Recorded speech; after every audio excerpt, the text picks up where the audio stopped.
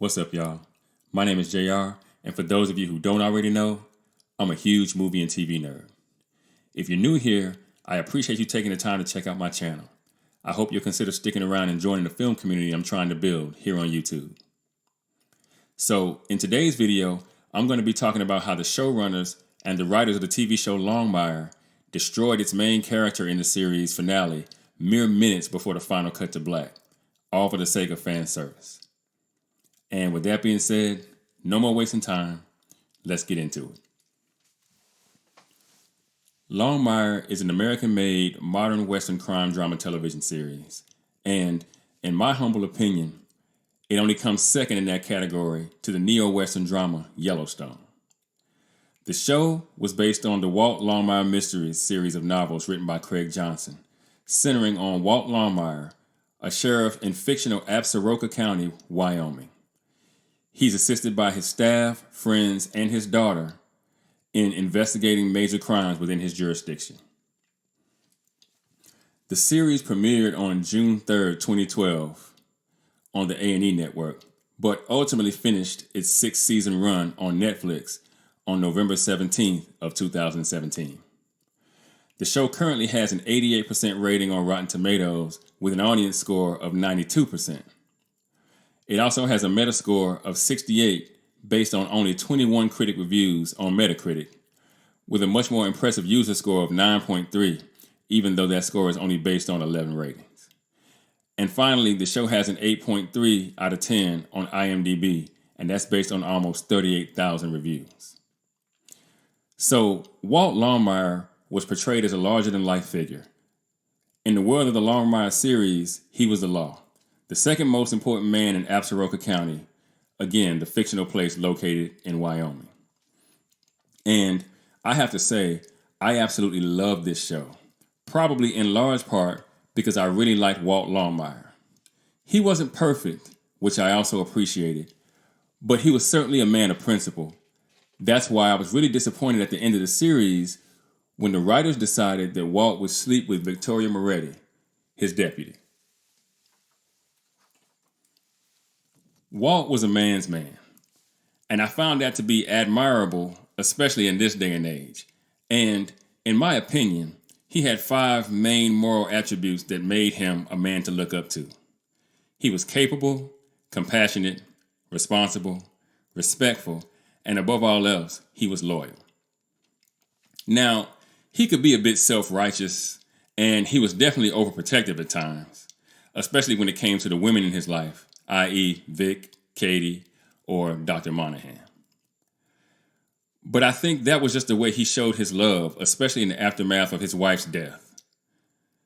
But the writers went to great lengths to show us these things about Walt almost immediately from the beginning of the series. In fact, one of the things they showed us about Walt over and over and over again, in fact, was that he was respectful of women, especially the women he felt close to. In season 1, he had trouble dealing with the advances of one Lizzie Ambrose, mostly because he had not yet gotten over his wife. But the point is that Lizzie was very attractive and age appropriate, and she came after him pretty hard on several occasions. And even though over time it became obvious that he was attracted to her as well, he never really managed to make that dog hunt. In fact, things came to a head with Lizzie because Walt was trying to protect Vic from Ed Gorski, her stalker ex-boyfriend from Philadelphia, by having her stay at his house, and Lizzie happened by, ultimately blaming Vic for trying to impede her and Walt's relationship. Later, in season 4, Walt meets Dr. Donna Sue Monahan, a psychiatrist who worked with veterans in a town nearby, and the pair embarked on a courtship and relationship that lasted approximately a season and a half. And even in that time, the couple never got to the point where they were sexually active. In fact, when the subject did come up, Walt made it a point to tell Dr. Monahan that he and his late wife, Martha, waited until they were married before they did the deed. And that leads us to the relationship between Walt and Deputy Victoria Moretti, which was suspenseful to say the least. Now, we never get a concrete answer to how many years separate Walt and Vic, because Vic's age is never effectively mentioned or implied during the show. But Katie Sackhoff, who plays Victoria Moretti on the show, would have been 32 years old at the time that season 1 was on the air. And Cassidy Freeman, who plays Walt's daughter, Katie, would have been 30, if that means anything to you. Now, we could see that Vic was attracted to Walt fairly early on in season 1. But we also watched her manage her feelings pretty carefully early on too, seemingly out of respect for him. In season 1, Vic tries to convince Walt to date Lizzie Ambrose, noticing that she might have been interested in him romantically after the pair stopped by her house to ask her about a man they found dead on her property. And Vic even asked Lizzie what her intentions were with Walt later in the first season after she and Walt became close. Now, juxtapose that with the way she became jealous when she realized that Walt may have had feelings for Dr. Monahan in season 4, and how she became increasingly annoyed and even got aggressive with Dr. Monahan in season 5 when she thought that she was ignoring Walt's calls after he had gone through hell and high water to rescue her from one of her patients who had kidnapped her at the end of season 4. Vic goes through a wide range of emotions throughout the series where Walt is concerned, even to the point where she drove her rightfully jealous husband, Sean, to divorce because he suspected that either Vic and Walt were having an affair, or at the very least that she valued her relationship with Walt over that of her husband. She also seemed to have a close relationship with Eamon, a Cumberland County deputy who filled in for Walt during his leave of absence after shooting Barlow Connolly at the end of season 3. To the point where she ends up sleeping with Travis, a local guy who she found licking his wounds at the Red Pony after being denied an opportunity to become a sheriff's deputy himself. All because she called Eamon's cell phone and heard a woman's voice answer.